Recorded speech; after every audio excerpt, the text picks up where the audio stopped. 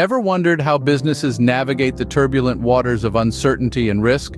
It's not magic or sheer luck, but rather a systematic approach known as risk management. This intricate process is a cornerstone of any thriving business, helping them to anticipate and effectively respond to various potential pitfalls. Risk management is not about eliminating risk entirely, it's about understanding it, planning for it, and turning it into an opportunity. At the heart of this process are 5 key risk treatment methods: tolerate, treat, transfer, share, and terminate. To tolerate a risk means to accept it and continue business as usual, while treating a risk involves taking steps to reduce its impact or likelihood. Transferring risk is typically done through insurance, whereas sharing involves distributing the risk among several parties. Lastly, terminating a risk means eliminating the risk source entirely. Knowing these risk treatment methods is the first step towards effective risk management. First, we have tolerating risks. But what does it really mean? Tolerating risks is like sitting in a room with an elephant. You know it's there, you understand the potential impact it can have, but you choose not to take any immediate action. It's a conscious decision, a calculated choice, where the potential loss is deemed acceptable when compared to the cost of addressing the risk. For instance, let's consider a small business owner. She's aware of the risk of a power outage, but rather than investing in a costly backup generator, she decides to tolerate the risk. She understands that a power outage could disrupt her business, but she's prepared to face that scenario, considering it a cost of doing business. Tolerating risks isn't about ignoring them, it's about understanding them, accepting their potential impact, and preparing for that possibility. It's a delicate balance, a dance with the elephant in the room. Tolerating risks is all about accepting and preparing for possible outcomes. Next up, we have treating risks. Curious about what this entails? Well, treating risks is about making smart decisions to reduce the impact or likelihood of a risk. It's about implementing strategies that can help mitigate potential damage. Imagine you're running a company, and you've identified the risk of workplace accidents. You don't want your employees getting hurt, right? Of course not. So you decide to treat this risk. You could implement additional safety measures like enhanced training programs, improved safety equipment, or even a complete overhaul of your operational procedures. This is treating the risk. You're not necessarily eliminating the risk entirely. That's often impossible.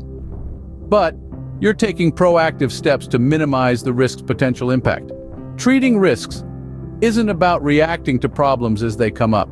It's about anticipating them, planning for them, and doing what you can to prevent them from causing significant harm. Treating risks is about proactive measures to mitigate potential damage. Now let's dive into transferring and sharing risks, wondering how these two differ. Well, let's start by understanding that both are risk treatment strategies, but they function in unique ways.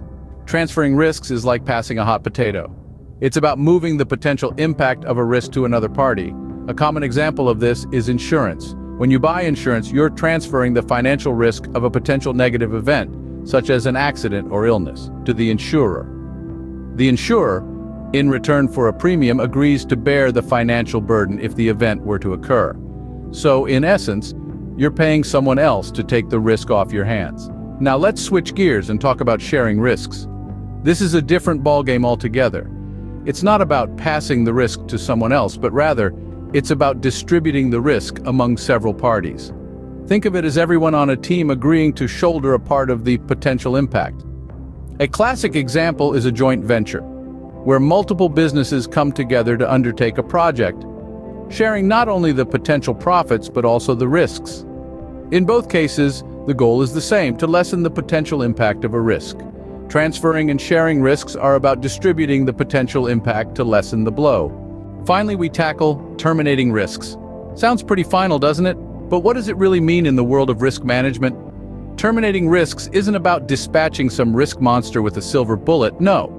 It's about making a calculated decision to completely eliminate a risk. How? Often by discontinuing the activity that's causing the risk in the first place. Imagine a company producing a controversial product. Let's say a toy that's been under fire for potential safety hazards. The company could invest in redesigning the toy, implementing stricter safety measures, or even taking out insurance against potential lawsuits. But all these actions still leave some degree of risk.